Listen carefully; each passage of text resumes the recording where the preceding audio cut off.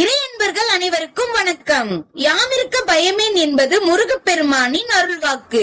எளியோரை காக்கும் இறைவனாக முருகப்பெருமான் இருக்கிறார். குன்றிருக்கும் இடமெல்லாம் குமரன் இருக்கும் இடம் என குன்றுகள் தோறும் கோவில் கொண்டுள்ள முருகப்பெருமானின் தைப்பூச விழா பற்றி தெரிஞ்சுக்கலாம் வாங்க. தமிழ் கடவுளான முருகப்பெருமான் அழகின் அம்சமாக போற்றப்படுகிறார். நாம் தமிழினத்தை குறிப்பிட வேண்டும் என்றால் கல் தோன்றி மண் தோன்றா காலத்தே வாளோடு முன்னேறிய மூத்த குடி என குறிப்பிடப்படுவது வழக்கம். உலகம் தோன்றிய போது உலகம் முழுவதுமே கடலால் சூழப்பட்டிருந்தது. அதில் மேடான அதாவது மலைகள் உள்ள பகுதியே வெளியே தெரிய ஆரம்பித்தது. அதில் மனித இனமும் தோன்றியது. மண் என்பது மனிதர்கள் நிலத்தை உழுது பயிர் செய்யும் அறிவு வளர்ச்சி அடையும் முன்னரே ஆளக்கூடிய வாளோடு பிறந்த குடியாக தமிழினம் இருந்திருக்கிறது. அதன்படி முருகப்பெருமான் தமிழர்களின் ஒப்பற்ற தெய்வமாவார். தொல்காப்பியரின் கூற்றுப்படி தொன்மையான தமிழர்களின் ஐந்திணை வழிபாடுகளில் முருகன் சேயோனாக வருகிறார். சேயோன் என்பது குறிஞ்சி நில தலைவரை குறிக்கிறது.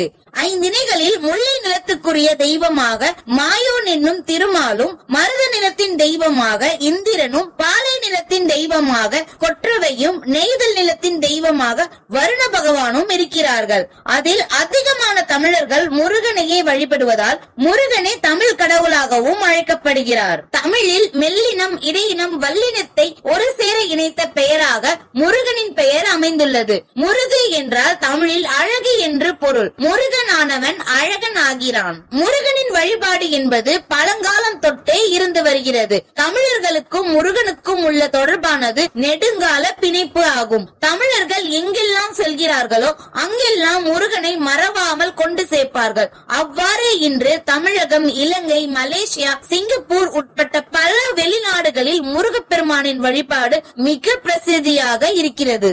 தமிழ் கடவுளான முருகப்பெருமானின் திருவிழாக்களில் முக்கியமானது தைப்பூசம் ஆகும். இது தை மாதத்தில் வரும் பூச நட்சத்திரத்தன்று தைப்பூசம் கொண்டாடப்படுகிறது. இந்நாளில் அறுபடை வீடுகள் உட்பட்ட அனைத்து முருகன் கோவில்களிலும் எல்லா சிவன் ஆலயங்களிலும் திருவிழாக்கள் நடைபெறுகின்றன. தமிழ்நாடு மட்டுமல்லாது மலேசியா, சிங்கப்பூர் என பல்வேறு நாடுகளில் உலகெங்கிலும் உள்ள தமிழர்களால் வெகு சிறப்பாக கொண்டாடப்படுகிறது தைப்பூச திருநாள். முருகப்பெருமானின் தோற்றம். தேவர்களுக்கும் அசுரர்களுக்கும் இடையே ஏற்பட்ட போரில் தேவர்களால் அசுரர்களை அழிக்க முடியவில்லை. எனவே பல்வேறு இன்னல்களை கொடுத்து வந்த அசுரர்களை அழிக்க வேண்டி சிவபெருமானிடம் தேவர்கள் முறையிட்டனர். தாங்களால் அசுரர்களை அழிக்க முடியவில்லை. எனவே தங்களுக்கு தலைமை தாங்கி செல்லக்கூடிய ஆற்றல் வாய்ந்த சக்தி மிக்க ஒரு தலைவனை உருவாக்க வேண்டும் என அவர்கள் சிவபெருமானிடம் வேண்டினர். கருணை கடலான எம்பெருமான் தேவர்களின் வேண்டுதலை ஏற்று தனது சக்தியால் கந்த பெருமானை உருவாக்கினார். சிவனின் நெற்றி கண்ணில் இருந்து வெளியான 6 தீப்பொறிகள் 6 அழகான குழந்தைகளாக ஆயின. அன்னை பார்வதி தேவி பழனி மலையில் வீற்றிருக்கும் முருகப்பெருமானுக்கு தான் அனைத்து சக்திகளையும் கொண்டு உருவாக்கிய ஞான வேலை வழங்கியது தைப்பூச நாளில்தான். அதன் காரணமாகவே பழனி மலையில் தைப்பூச திருவிழா மற்ற முருகன் கோவில்களை காட்டிலும் வெகு விமர்சையாக கொண்டாடப்படுகிறது. அப்படி அளிக்கப்பட்ட வேலினை ஆயுதமாக கொண்ட முருகன் அசுர குலத்தை அழித்து தேவர்களையும் காப்பாற்றினார். தேவர்களுக்கு தொல்லை கொடுத்த அசுரர்களை திருச்செந்தூரில் வதம் செய்து தேவர்களை காப்பாற்றின கந்த கடவுளின் ஆயுதமான வேல் வழிபாட்டை மேற்கொள்ளும் பொழுது தீய சக்திகள் நம்மை தாக்காமல் இருக்கவும் அந்த சக்திகள் முருகனுக்கு அடிபணிந்து நமக்கு நல்லதை நல்கும் என்பதும் ஐதீகம். முருகப்பெருமானுக்கு சஷ்டி திதியில் விரதம் இருந்தால் குழந்தை பிறக்கும். கார்த்திகை நட்சத்திரத்தில் விரதம் இருந்தால் கஷ்டங்கள் தீரும். அதே போல் தைப்பூசத்தில் முருகப்பெருமானை வேண்டி விரதம் இருந்தால் என்ன கேட்டாலும் கிடைக்கும் என்பது ஆன்றோர்கள் வாக்கு. வாழ்வில் வெற்றி வேண்டும், ஞானம் வேண்டும், முன்னேற்றம் வேண்டும் என்பவர்கள் தைப்பூச தினத்தன்று வேல் வழிபாடு செய்வது மிகவும் சிறப்பானதாகும். ஏனென்றால் வேல் வேறு முருகன் வேறு கிடையாது. தமிழகம் மட்டுமின்றி உலகின் பல பகுதிகளிலும் மூலஸ்தானத்தில் முருகன் விக்கிரகத்திற்கு பதிலாக வேல் மட்டுமே வைத்து வழிபடும் வழக்கமும் உள்ளது. வேல் என்பது வெற்றியின் அடையாளமாகும். அதனால் தைப்பூசத்தன்று இல்லத்தில் வேல் வைத்திருப்பவர்கள் அதற்கு அபிஷேகம் செய்து வேல் விருத்தம், கந்தர் அலங்காரம், திருப்புகழ் போன்ற பதிகங்களை பாராயணம் செய்து வழிபடுவது மிகவும் உயர்வான பலன்களை தரும். தைப்பூசத்தை முன்னிட்டு முருக பக்தர்கள் மார்கழி மாதத்திலேயே துளசி மாலை அணிந்து விரதத்தை தொடங்குகின்றன. முருகனின் அறுபடை வீடுகளிலும் முருகனடியார்கள் பாத யாத்திரையாக சென்று தைப்பூசத்தன்று முருகனை தரிசித்து தங்களின் விரதத்தை நிறைவு செய்கின்றன. தீராத நோய்கள் ஏற்பட்டு அவதிப்படுபவர்கள் முருகனிடம் காவடி எடுப்பதாக வேண்டிக் கொண்டால் அவர்களை பிடித்துள்ள நோய் அகன்று உடல் ஆரோக்கியம் பெறுகிறார்கள். தங்களின் வேண்டுதல்களையும் நிறைவேற்றுகிறார்கள். பொதிகை மலையில் வந்து தங்கிய அகத்திய முனிவர் தனது சீடனான இடும்பாசுரனை கைலை சென்று அங்கு முருகப்பெருமானுக்குரிய காந்த மலையில் காணப்படும் சிவசக்தி சொரூபமான சிவகிரி சக்திகிரி என இரு சிகரங்களையும் தனது வழிபாட்டிற்காக கொண்டு வரும்படி பணிந்தார். சிறந்த பக்திமானான இடும்பாசுரன் அகத்தியரின் கட்டளையின்படி தனது மனைவி இடும்பியுடன் கைலைக்கு சென்று சிவகிரி சக்திகிரி என்ற 2 மலை குன்றுகளையும் ஒரு பெரிய பிரம்ம தண்டத்தின் இரு புறங்களிலும் காவடி போன்று கட்டி தொங்கவிட்டு தோல் மீது சுமந்து கொண்டு வந்தான். அப்போது முருகப்பெருமான் இடும்பனுடன் ஒரு திருவிளையாடல் புரிய எண்ணினார். மலைகளை சுமந்து வந்த இடும்பாசுரன் ஒரு இடத்தில் களைப்பு ஏற்பட்டதால் மலைகளை இறக்கி வைத்துவிட்டு ஓய்வெடுத்தான். ஓய்வெடுத்த பின்னர் மீண்டும் மலைகளை தூக்க முயன்றான். ஆனால் முடியவில்லை. இடும்பன் எவ்வளவு முயற்சித்தும் அச்சிகரங்களை இடும்பனால் தூக்க முடியவில்லை.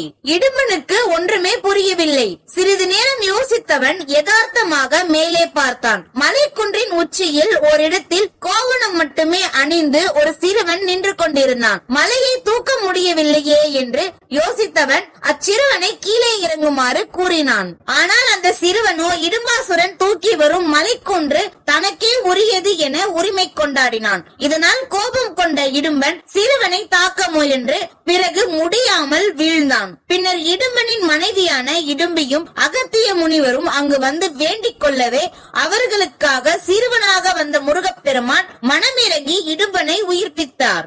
இடும்பனது குரு பக்தியை மெச்சிய முருகப்பெருமான் அன்று முதல் இடும்பனுக்கு தனது காவல் தெய்வமாக விளங்கும் வரத்தை அளித்தார். இடும்பனை போன்றே சந்தனம், பால், புஷ்பம், பன்னீர் போன்ற பொருட்களை எல்லாம் காவடி எடுத்து தன் சன்னதிக்கு வருவோருக்கு வேண்டிய வரங்களை அளிப்பதாக அருளினார் முருகப்பெருமான். அன்று முதல் முருகன் கோவில்களில் காவடி செலுத்தும் வழக்கம் ஏற்பட்டது.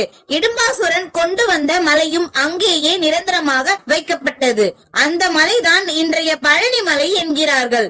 இதனால் தான் பழனி மலை மீது முருகனை வழிபட செல்பவர்கள் முதலில் மலைப்பாதையில் உள்ள இடும்பன் சன்னதியில் வணங்கிவிட்டு செல்கிறார்கள்.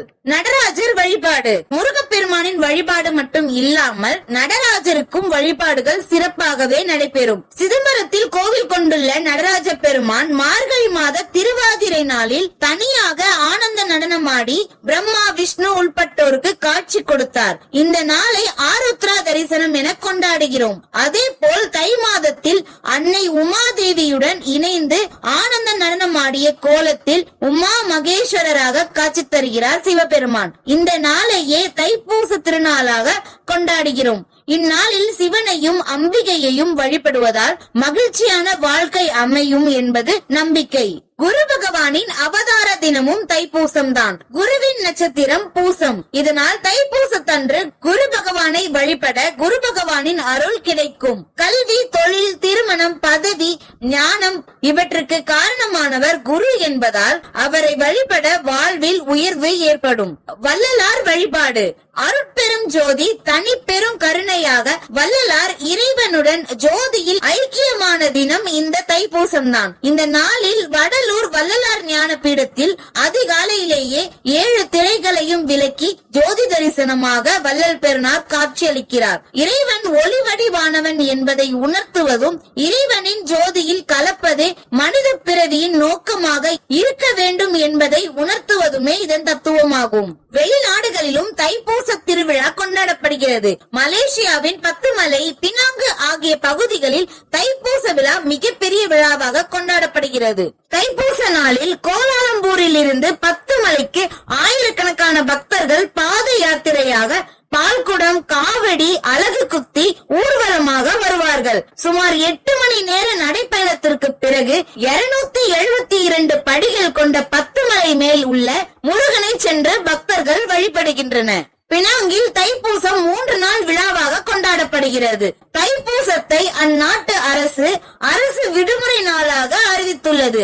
இவ்வாறு முருக பக்தர்களால் உலகெங்கிலும் உள்ள உள்ள முருகர் கோவில்களில் தைப்பூச திருவிழா மிக விமர்சையாக கொண்டாடப்படுகிறது.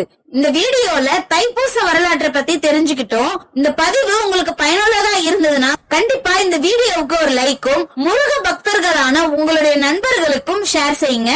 இந்த மாதிரி வீடியோக்களை தொடர்ந்து பார்ப்பதற்கு கந்தன் அருள் யூடியூப் சேனலையும் சப்ஸ்கிரைப் பண்ணிக்கோங்க. நன்றி, வணக்கம்.